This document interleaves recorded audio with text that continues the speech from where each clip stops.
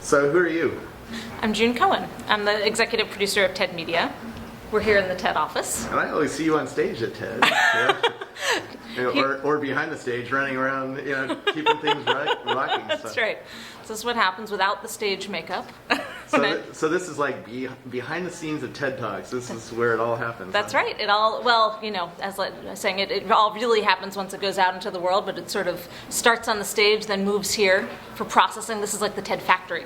So give me a tour. Okay. Let's walk around. All right, let's see what it's like. So there's the famous TED logo over there. Right, famous TED logo. So we built this space out of a totally empty old printing factory. Yeah. Which is where we are, which is a good creative space. Windows all around, and then this is watch the water bottles. This is the main backwards in the things. I've done it all over the world. The main creative space. We have a totally open style office, which most startups favor because it really helps us collaborate, and we're big on sort of cross-disciplinary collaboration, and we have a pretty flat hierarchy, as you might imagine at a place like TED. Ideas come from anywhere, so you have to. I see help Tom that Riley along. over there. You see Tom. I mean, all of the Introduce me to some of the people behind TED Talks. Okay, good. Let's see who's here. Well, part of my team really isn't here at 10 a.m. They tend to roll in a little later sometimes, but don't tell anyone. Tom Riley, we're just going to come by for a quick hi. Tom Riley, yeah. Community Director at TED. He runs our Fellows Program, but the interesting thing about everything is interesting about Tom, but Tom has been to more TEDs than anyone on staff, and probably anyone, every TED since 1990, which is quite a feat, and very well known. Sorry, we're completely barging in on Tom. Also well known for the 18-minute satires he does as a wrap-up of TED. And it was awesome. Yeah, always awesome. Thanks a lot. Yeah. So what's your job like here? What are you doing today? What am I doing today? Are you like me? Are you totally lost in Twitter every day to see what people are saying about TED Talks? No, not exactly. Today we're announcing the latest class of TED Fellows, which come out at the TED. They're going to be at our TED Global Conference coming up in July, and we're announcing the next set of 23 participants in our Fellows program. They're from all over the world, and they're amazing. Very cool. So, where do we read about that? Or were we... That'll be out on the net. I can send you a copy of the release, no problem. Will you tweet it out as well? Yes. Okay.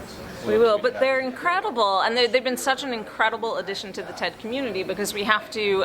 TED is very expensive, and but we don't want TED to be just about the people who can pay, and so the fellows are incredible young entrepreneurs from around the world. Not all entrepreneurs; they're artists, they're scientists. They do just incredible work. They have ideas worth spreading, and they bring so much to the TED community. So we're excited about that program. And you have to look at the list of the fellows coming out there.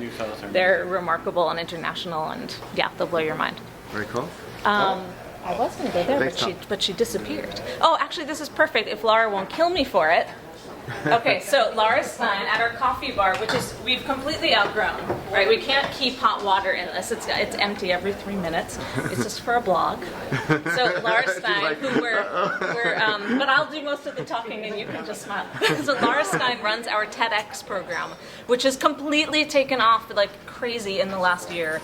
Let me see if I can do the numbers for you. 1,000 TEDx events planned or held in 70 countries, 80 countries in 25 languages. 43% of TEDx events are not in English. So this program has completely taken off around us, and What's your favorite story from the TEDx experience? Because she's just back from TEDx Great That's Wall. why I'm jet lagged, and being on camera is not. TEDx That's okay. Great Wall. I'm jet lagged too, so we're all jet lagged here. I'll jump in. Well, I mean, I just got back from an event under the Great Wall of China, which was extraordinary. And in addition to that, there was a self-organized organizers workshop the day before where all the TEDx Asia organizers got together and had a pretty remarkable experience discussing possible collaborations. So that was just a recent adventure, but all the events are pretty spectacular. TEDx Sydney happened a day later, and Remo, who's a TEDster, orchestrated an amazing one-day event. Yeah. and the list goes on. Yeah. So It's- I hate to single out any It's one. crazy. Those are the ones that just happened. Those are the ones which that are most exciting. fresh in my mind. I 'cause was just in got Tel off a Aviv, plane. and they just. I landed there day too late to go to TEDx, but everybody was raving. It was about amazing. The one in Tel Aviv was extraordinary. That's what we And heard. tell me about TEDx, because you guys, each TEDx has a really loose tie back to the mothership here, right? Well, Tell us about the it's- idea behind TEDx. There are guidelines. The guidelines are fairly flexible, but they're very specific guidelines. And there's a 40-page toolkit and branding guidelines. And basically, as long as the organizers are working within those constraints, they do have a certain amount of flexibility. But the event can only be a day long. If they're charging per event, they can't charge more than $100, and they have to get permission. And if they're inviting speakers, they have to record the speakers and allow us to put them on TED.com. So there are some very specific guidelines. Yeah. And we do track all the events, and we, make Do sure. you guys the get any brand- revenues from them, or? No, the license is free, and we ask that they make the event free if they can, and use sponsor revenue to fund the event. Right, it's just really in the spirit of spreading ideas, and what we found is like the TED format is just a really effective way of bringing communities together and spreading those ideas on a local level. And I think what we found in both the Translation Project and TEDx is that everybody who comes to us, 99.99% of people who come to us really want to do a good job. They just love the idea of TED and TED as a platform, and if we give them good guidelines, they do a great job. It's the same with Translation Project and TEDx. I mean, these organizers across the world are extraordinary people who are just passionate about ideas, and they're passionate about the concept of ideas being free, and people who don't normally have access to ideas having access through this free platform. And one of the So- coolest things about it, and Laura and I talk about this all the time, is how much we're learning from them. So, we started off the program with both this and the translation program with, with worries, like obvious worries that you would have, like we're losing the brand, like how do you control it? But what we found so interestingly is that these producers are bringing so much to it. They do these incredible events with 1,000 people in a beautiful theater and a great speaker lineup. We watch the webcast. I've linked to a lot of the talks from TEDx, and a lot of them are just as good or better than I saw on the stage at the real TED, right? Yeah, we The real continue. TED. Do you call it the real TED? We have funny names, like Real Ted or Big Ted. Big TED? Yeah, I mean, we're constantly Maintain. recalibrating based on feedback we're getting from all these amazing people all over the world, and we constantly, sort of creating new iterations of the program. For example, When was the first TEDx? How old is about this a program? year, a few months, just over a year ago. Did you have any clue how big it would get, or how many there would be around the world? I think we all thought it would either really work or it wouldn't, and I think there were only two real options, and it has taken off beyond our expectations in so many different ways. And I was saying that it has taken on very surprising iterations, like TEDx Stockholm. The organizer stood on stage at his second event and challenged everybody in the audience to go off and hold their own TEDx Stockholm event. And so we had a week where there were 30 events in Stockholm, including at the embassy. There was a TEDx Stockholm week. Wow. And a bunch of TEDsters got together and organized a TEDx Youth Day that's happening in November. And there's going to be a continuous live stream basically happening across the planet that are going to be youth-oriented events. So there have been a lot of really surprising developments coming out of it that we would never have. Yeah. What's the weirdest place you've seen a TEDx held? I think I saw one held in a tent in Nairobi or something like that. Well, I mean, not weird, but there have been some really interesting. I mean, the Great Wall of China was pretty extraordinary. I mean, I can't even. It's a 2,000-year-old wall that's 8,000 kilometers long, and you're standing on it, and you're having this event basically. Kibera, which was one of the largest shanty towns in the world, we had a TEDx. That's We've had a couple of TEDx events there. There are lots of upcoming interesting ideas brewing, including the Ice Hotel. So who knows where it's going next? You were stuck with a volcano, right? You had a TEDx volcano because you and other people were stuck in London. We were right? stuck in London after the Skoll conference, and there were quite a few TEDsters, and someone pitched the idea of doing a TEDx volcano.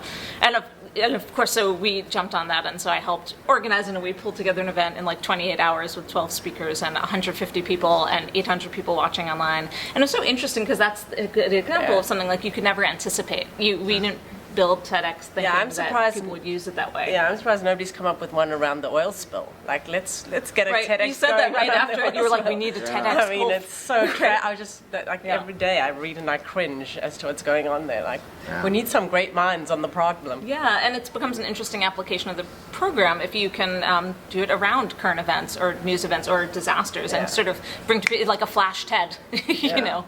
to bring people together. It was to really solve interesting because something. I was watching TEDx Volcano because somebody was streaming it, and I love the idea that people are streaming these TEDx's. Do you think you're ever going to live stream the full-blown TED? Well, it's a good question. You know, we do stream it live with a feed that people can buy. Right. So they can buy an associate membership or the webcast for $500. We have experimented with opening it up for free, but one of the issues there, to be honest, is that you can't just dip in and out of TED. It's not meant to be experienced that way. And so what we find is that when people dip in and out of the webcast, they're confused. They leave comments like, "What's going on? Who is that?" That, you know, it's just, it creates confusion. And we actually do really feel that people need to commit to the event. And that's, as you know, that's what we tell attendees as well. If you're coming to TED, commit for the full 4 days. Give the speakers your full attention. Like, allow us to take you on a journey. And That is one of the things that I found really interesting, that people actually sit in the seat and watch the whole event, right? Yeah. Other events, like right now, I'm supposed to be at the TechCrunch Disrupt conference, right? And yeah, people dive in for a couple sessions, dive out. Well, the hang value out in of the TED is hallway. really this cross-disciplinary experience, and Yeah. if you're not there on the full journey, you're missing out on what it's really about. Anyway, I'm going back to work. All right, thanks. This is work. Thank you for the extraordinary job you do, because it's really great. I just tell you one more detail that I just love, which is that there was just a TEDx last week, completely in sign language. Wow. So it's the first one held in sign language, and they're subtitling the talk, so we're sort of assessing those now to see Where if was there's that one. held? It was in Austin, Texas, and I'm forgetting the name of it, but it was in Austin, and it was the first one completely signed. And so we're Very hoping cool. to pull some of those talks out, and that's an interesting next step for us generally, is taking these talks that are filmed in other languages, subtitling them in English. So like, I just find that so exciting, like the idea that I can appreciate the best speakers in Hindi or Bulgarian or Korean. So that's How do you? exciting for And us. maybe we can keep walking around. Sure. here, so we can see some other things. Sure, we can see who's over here. So this is our I video. love your phone systems. They'll have TED. I know. Our logos. video production corner. Sorry, boxes. That's That's all right. the part of the nature of the video production corner. There's Yeah. always a lot of boxes. We fight it looking like a garage, which sometimes happens. Jason is not here. Our director of film and video. He was up until 5 a.m., so we will give him some slack for not being So was here. I, but I wasn't doing video production. I was enjoying the New York experience. You can see Eric here and Angela on the other side. If Yeah. they wave, we might even. Hey, Tanya, do you want to wave? And Yeah. Tanya over there. Two video production specialists, and Tanya's our director of product development. And as you can kind of see, you might not be able to tell, the office wasn't really designed to hold this many people. We Yeah. sort of were becoming I heard you're moving. shanty town. We're moving in July, Very to a cool. new office with more space. Very cool. Yeah, So this is where it's- TED Talks is done. Yeah. Right And here. actually, after this, we'll walk over to the editing suites, because we do have two on-staff editors who each attempt to edit a TED Talk a day. So we spend one full day on each talk. And truthfully, we usually wish we had much longer, because they're like a little short film. We don't. It's not that we cut anything out. It is the full talk, but we really work to present it in a way that. Well, you're that puts it shooting in its multiple best light. cameras, right? And you Yeah. have those multiple camera feeds. Yeah. And I have a professional editor, and it's tough. It's a lot of work behind the scenes.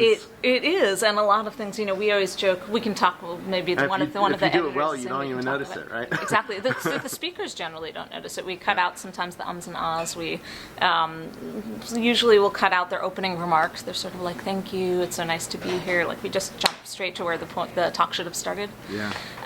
But yeah, this is where it's happening, and actually maybe this is kind of interesting. In all of these archives here, we actually have every talk ever given at TED since 1984 is on film, and we've digitized and upgraded all of those tapes. But we still have to go. It's a long process of actually reviewing all of them and figuring out what's still relevant. So this is our sort of wall of archives. They are all backed up and on offsite storage as well, Yeah. but we keep the masters here. Crazy. Well, But let's let's keep head going. on. Okay. I could talk video all day long. Yeah. So we can say a quick hello to Will Allen, if he'll say hello to us. Hey, how you doing? How are you? Will is on our sponsorship Very nice team. to meet you, Robert. That's Which, the important part. it's Keeps everybody employed. That's and the right. Website up and It's running. completely core to what we do, and we really believe here. Anytime you're creating great content that people are really connecting to, and people connect to TED Talks on a very deep and engaged level, then anytime you're reaching an audience like that, you can find sponsors who want to reach that same Absolutely. audience. And if you do that in a way that's How respectful many and people have authentic, watched a it TED really Talk works. at this point? You have any idea? Yeah, so TED Talks have now been watched around 270 million times, and that probably equals out to around 150 million people worldwide. On a monthly basis, we're at around 15 to 20 million video views, probably 10 million people a month, which is fascinating, right? I mean, When you started at TED, did you have any clue that you were going to build that kind of brand and that kind of worldwide attention? No, I mean, this has definitely outstripped anything we thought we were building when we first started. We thought Because TED started as a conference, right? It was a conference. It was it was Monterey. great. It was a great conference, and I went to TED before I worked here, so I have a sort of a loyalty that goes beyond just being on staff. I started coming in '98, or going to TED in '98. And fell in love with it, and it's just a great format, And the original founder came up with a great format. It's cross-disciplinary. It's short talks that are always punchy and surprising, and they connect in interesting ways. So we knew that those talks would find an audience online, but we thought it would find a small devoted audience, small kind of niche devoted audience. And it's been so interesting to watch what's happened since. And I think there's all kinds of reasons for that. I think we've really grown up along with online video. We started work on TED Talks like the month before the video iPod came out. It was still video podcasting was still very new, and we've kind of grown up along with online video. I think we're also kind of reaching the zeitgeist. This is something Will and I talk about a lot. Just this is a moment in time when people are hungry for meaning. They are looking for ways to contribute to the world in a positive way. They're looking for meaningful stories. Excuse me. And I think there's something about our format that really draws people too. Like there's such a power in just a single person telling you a story. And that's part of what I think people really connect to. It's kind of this lost art. Like we've forgotten how powerful it is to just have a single person who's telling you about their life and talking to you passionately. So it's been really interesting. And then really, we always joke that what's happened in the last year as we've rolled out the translation project and TEDx is just amazing and humbling and a little overwhelming, to be totally honest. Like we were not prepared to scale to the level that we need to scale, so we have been hustling, to build the tools that our TEDx hosts need and the tools that our translators need. And actually, since Will is standing, I mean, sponsorship is really a key part of that. Continuing to find the sponsors who support what we do and can help us. When you build. walk into a brand that has some cash and Which is a good day. What's your opening line? How do you start that conversation? How do you pitch them? How do you get them to sign the? How do you start it? It's a good question. Well, I mean, TED's about storytelling. So at its sort of its foundation, it's about sort of a single individual telling their story to a very captivated audience. And I think companies have the same story to tell. And what I tell them is that here is an incredibly engaged audience who is interested in what you are doing and interested in powerful ideas. So they're ready for you. They're ready for your powerful ideas, and you've got to give it to them. So we asked them to sort of bring the best game possible, and here's a platform to share their story, whatever that story might be. It might be about IBM, it might be about GE. But what we offer is or about them engaging in a broader idea about Exactly. the future of cities, or about the power of creativity, or what are those themes that are in their company. And so much of what Will and our whole sponsorship does is work with companies to bring out those ideas. It's like you don't have to get your idea into a 30-second spot anymore. This is an audience that will engage with you. What a lot of people don't get when they watch TED Talks is that there's a whole on-site experience that goes with sponsorship, right? There's couches and there's screens and there's a whole exhibit. It's not really an exhibit hall the way most conferences have an exhibit. It's not trade showy. It's more experiential, right? Yeah, it's very intentional. I mean, I think the way that's all set up is that we want sort of the online experience to be separate, so no user at home feels like, oh my gosh, I wish I were at the conference, but it's sort of a standalone experience. And especially at the conferences, we want to make them about self-discovery. So it's about enabling a conversation, not show and tell. It's not here I am as a tech leader and here's all the great things that I'm doing. It's let me tell you about these things and let's have a conversation. I want to hear what you are saying about it and what you are saying about it, and how these conversations can sort of drive progress in a variety of fields. Well, it's so interesting because so many of our sponsors now are actually what they're interested in is not talking at the people who come to TED, Yeah. but actually hearing from them, like engaging them in open source collaborative projects. And more that's what we're hearing is sponsors wanting tools to enable a conversation, to make it a two-way or multi-way collaboration, which is really interesting to us. And we love that idea, like the idea of finding these really genuine and interesting ways to help our sponsors connect with our audience. We know that our audience is open to it and they want it, and it's this really just fun, creative challenge for us. Well, that's the fun thing about these new media types, like what I'm doing here. I mean, underneath this YouTube video will be a comment area, and people can ask you questions and keep the dialogue going. And we read them. Like we're very. We walk our walk. Well, Tom here. reads them. No, but we're pretty sort of obsessive that way. We all have our Google alerts about TED Talks, TED Conference. We read up to every level of this organization. I mean, Chris Anderson reads comments on every YouTube article. He reads the comments on our Facebook fan page. Like we are really engaged with what people are telling us about and what they're saying about TED. It's super important to us, and that's how we keep the ideas developing. Yeah. Well, cool. Yeah. Thanks. Thanks, Will. Nice to meet you, of course. So what are some of the brands that we'll see next year? Lots of great ones. People like GE, like IBM, Nokia. Lexus has been a big partner for a long time. Liberty Mutual just did a great spot on TED.com. You should watch. You have to watch the Liberty Mutual spot. Oh, really? Yeah, it's just great. It's another example of a brand who's Yeah. really doing something that's very innovative. So they're not just putting a logo up somewhere. They're really thinking about what's their message, what's their story, and what's the best possible way to tell that story to their audience. Yeah, it's a great little short And those are the brands that we want to work with and that we're sort of bringing into the TED fold. Very cool. Yeah. Excellent. Thanks. All right. Thanks so much. All right. Shall Where are we walk- going to now? Let's walk over to the editing studios. Okay. This is our server room, actually. So this is, just a quick, So messy. if I unplug the server, does TED Talks go down? We'd have a problem. Well, it's not. That's a lot of power to give. It's not our outward-facing server. It's not our web server, but this is our RAID Actually, server. you're hosted at Rackspace. We are hosted at Rackspace, which has been a delightful arrangement. So I could turn off your server.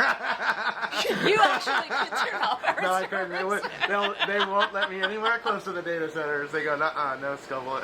Yes, no, we have, and I am happy to plug Rackspace because we've been with Rackspace since we first launched TED.com. Before relaunch, because TED.com always existed, but it was like a brochureware site. We launched TED Talks in 2006, and then 6 months later, and then we immediately started working all out on a new website, and we launched TED.com in. You know what? We've been with you since 2006 when we first launched TED Talks, and this is actually interesting. Or it's interesting to me because it was one of my. It's probably the closest I've ever come to having a heart attack on the job. It was right before we launched TED Talks, and I had thought a lot about the video streaming because at that time it was really more of a podcast idea that we did have, and we did decide to add streaming video to the site, but it was on our old brochureware site. And our sponsor was BMW, and I knew we were going to have a lot of publicity, or I hoped we would have a lot of publicity when we launched. We had to be prepared for it. I like to be prepared. So I thought a lot about the video streaming, and we had that set up. We were ready to go. And then literally, I'm embarrassed to tell you this, but 2 days before we launched, I realized that we had not upgraded the server that TED.com itself is on. So the video might be streaming, but our site was going to go down if we didn't upgrade it. And literally, I was on the phone with our developer, George Riley, who's now my lead developer on staff. And he was like, yeah, I mean, TED.com is on, well, we call her Old Nelly. That was what our old server was. So literally in 24 hours had to get the whole site up onto a new server, and I asked around to everyone I knew, where should I move it? I need the right hosting service, and what everybody told me was Rackspace. Like, that's the only place you want to be. And so we moved it somehow in 24 hours. It's not paid. It's just true. That's why I'm happy to tell you it. And we moved to Rackspace then. And and it's interesting because we've been with Rackspace since then, and we've scaled from, when we launched, TED.com had almost no traffic, I forget. Maybe we had a couple of thousand views. It's reviewed maybe 50,000 times. They're in our first month. Now they're viewed 15 to 20 million times in a month. We get 25 million page views. We have around 8 to 10 million visitors a month. And we've had almost no downtime in that whole time. We've really been able to scale. So it's something where it's like one of those little back-end stories we don't get to tell a lot, but we're quite proud of it. Thank you very much. Thank you. But yes, this is our RAID server. This is actually where we keep all of the video for our internal use, because we have around 7 people on our video team here, 2 editors and various production people, and we're all accessing the same media. And so this is the servers we use, which we are actually already outgrowing, and it's such a horrible mess in here. But there, we keep it real here at TED. Excellent. So if we walk over in this way, we can take a look. This is through our main lobby. And we'll go around here. Actually, on these bookcases up here, you can see various TED bears. There were TED bears at all of the early TEDs. We don't actually do that anymore. This dog here was one of our last plush toys we distributed at TED. We sometimes still have them, but this is the TED 2003. There were all kinds of bears, each of which was based on a TED speaker. So Funny Bear, I believe, was Emily Levine. The Jazz Bear was Herbie Hancock, who's been to many TEDs. Oh, and there seems to be it might need new batteries. Yeah, the sounds don't work anymore. I'll replace those batteries. This Philosopher Bear is Dan Dennett. Dan. And then Amazon Bear is Jeff Bezos, and I think it used to laugh. All the That's cute. yeah. That sounds like Jeff. It is actually his laugh. So let's see if we have either editor here today. So these are our 2 editing suites. No, they aren't, but let's take a peek in anyway. Because we do have, we basically have each of our editors have to edit a talk a day, which is ambitious for them. Is it better if I turn the light on? Doesn't matter. A little more? This is a good camera. Great. And so each of them, we need, soundproof studios for that with a little light coming in. And it's a really interesting challenge for them. They just have great stories. And one of the things that, one of the interesting challenges for us now, that'll tell us a way around, because we really work on getting these talks, optimizing them for online. So a lot of tight shots, pretty, vibrant camera or editing that just keeps it very lively. We also edit out, the very beginning of the talk, as I said before, and also small things within it. So if a speaker, if something happens on stage, if we have a tech problem, we edit those out because nobody online needs to see that. Yeah. And so one of the things we always tell people at our speaker briefings at the very beginning of TED is that people now get very nervous before their TED talk, and part of our job is just cheerleading, is just getting them to relax and just be able to give the talk that they want to give. And so one of the first things I always tell them is there's almost nothing you can do on stage that we can't fix in post-production. Yeah. There can be tech problems, you can lose your way, you can trip, you can spill water on yourself, it will never, it's like it never happened. Yeah. No TED Talk is quite as perfect as it is online. And this is sort of why you want to watch it live, right? Even if you can't get into the main arena, you can watch it streaming. I think that's how I'm going to watch the next one. Yeah. Because I can't afford the $6,000 to go. Me neither. You got the in. I do. You got the inside shoot, the inside way to get into the arena. Yeah. But you get to see some of these little moments where things don't quite work the way that it looks like on TED Talk. There's a few talks that are very risky for a speaker too, and they don't seem to show up, right? Some of the riskier language, or there's some talks that are you don't really expect it. It's like, whoa, you said that word on stage. Whoa. Interesting. Yeah. Well, there are always some talks that we have at the conference that we know may not actually be appropriate online at all. One of the things that's really important to us is to keep the event authentic. That the event is not just a machine for putting TED Talks out into the world. It's a meeting of people, and it's a meeting and collaboration between people. It's really important for us to keep it really real on site. And it's interesting because some people who come to TED who are new to it expect us to be like TV. So we get comments of like, you should really use a teleprompter, or that girl hosting, she's why does she have to carry cards?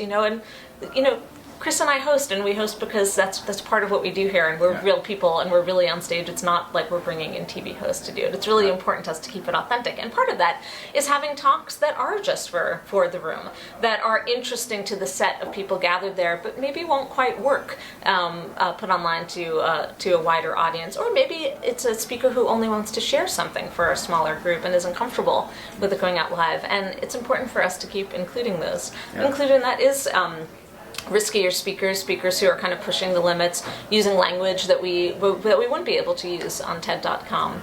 That's a sort of a self-imposed rule. We know that there are a lot of kids and teenagers who use TED.com, and we try to really work within respectful boundaries of that.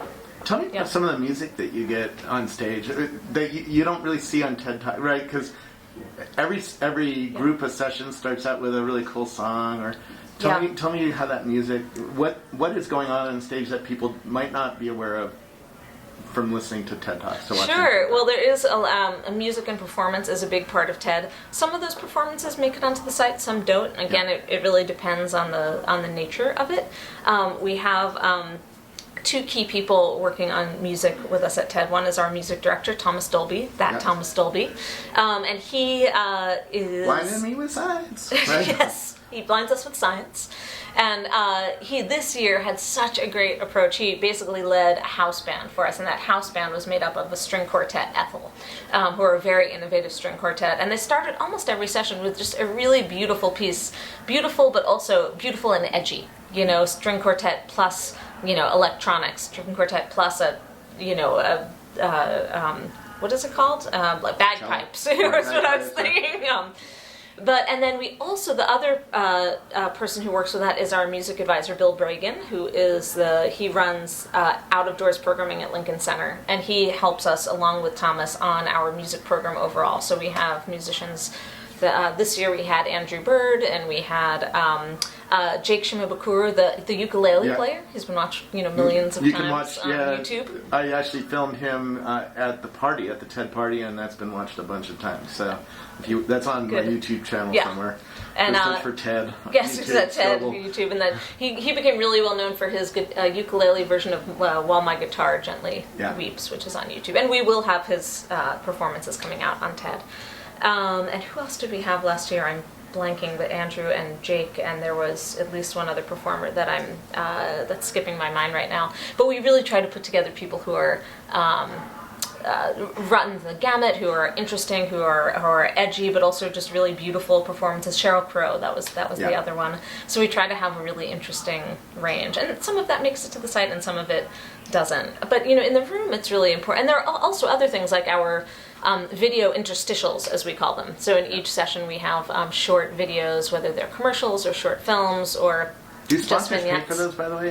They don't. There was some confusion this year because sometimes we introduce them by saying, and now a commercial break, but they're actually, it's completely editorial, 100% editorial. In fact, we really hesitate to put a sponsor's ad in there. It's only if we really love it. Like there was a Google ad this year that I really fought for because it was the one where you type in, it was the one about the Paris romance. Yeah. And it's just such a good spot, and it fits so well into the program. But it's tricky because then it does just run that, you walk that line, but they're 100% editorial.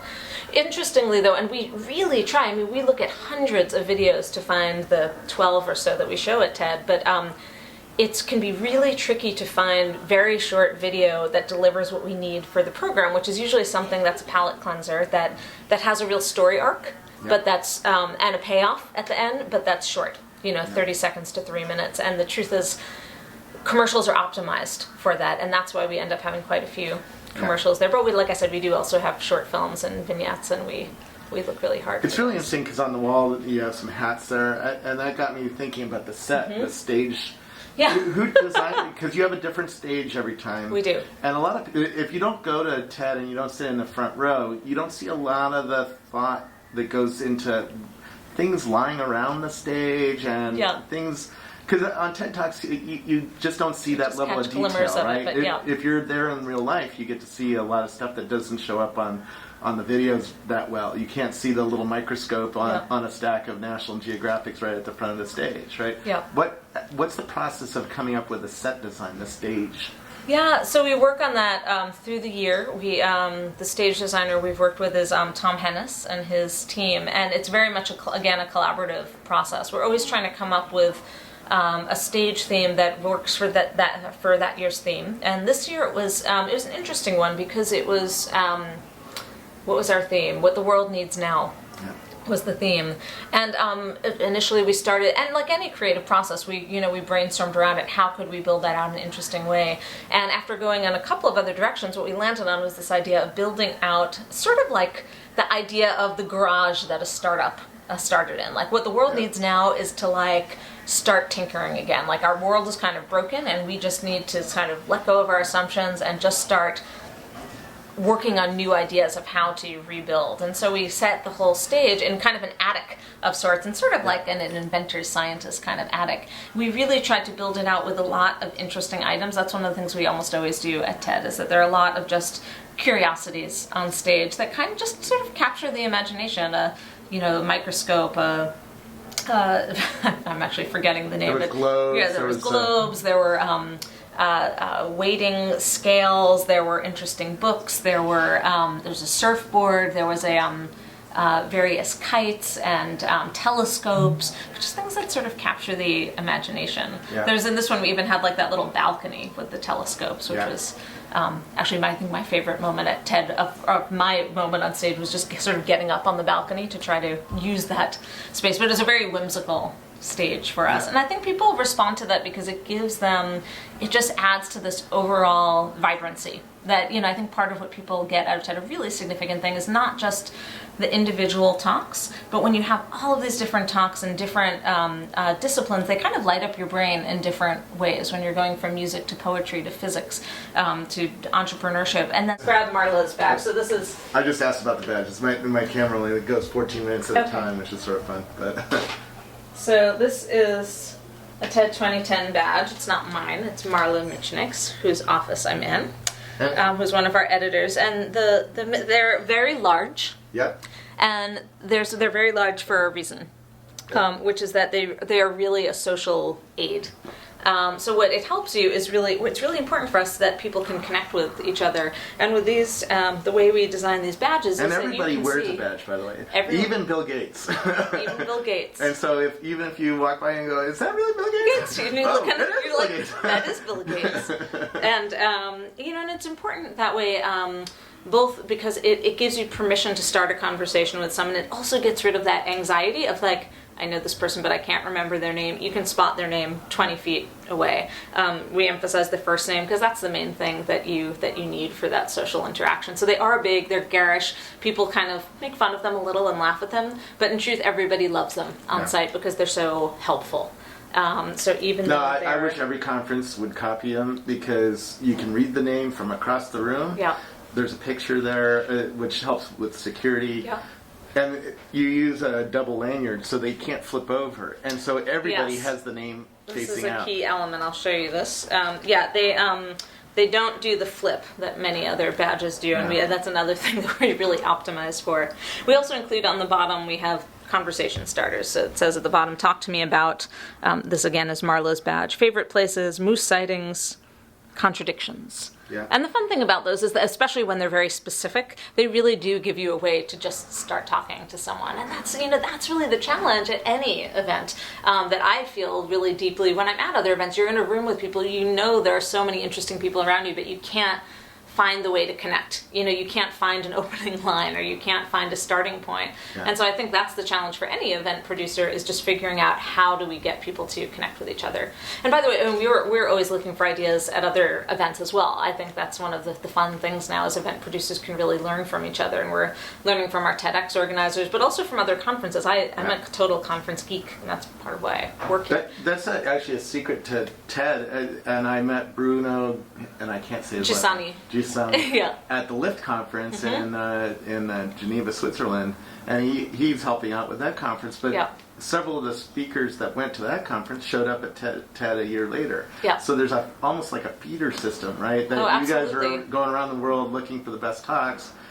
To bring onto the TED stage, right? Absolutely. I mean, we're constantly searching. One of the most important things for us in finding speakers, this is going to sound incredibly obvious, but it's finding speakers who can really speak, who can really tell a story. And there's so much heartbreak involved. You'll find someone whose books you love or magazine articles you love, but who have great ideas, but who just don't have the vibrancy on stage that they need at TED. And so a really key thing for us is being out in the... Well, I'm almost out of card space, so we better Better wrap it up pretty soon. I'm having too much fun talking about TED. So what were we talking It's fun. about? I was just saying that we do really rely on watching speakers at other events to find ideas for TED, and that's both by seeing them live at conferences, at speaker series, also watching the videos online. Now that a lot of people put talks online, it's helpful for us. And of course, our TEDx system is really helpful for us. We find so many speakers that way. Some go straight onto TED.com, some we bring back and invite to speak at one of the main TEDs. Very cool. It's very important. Well,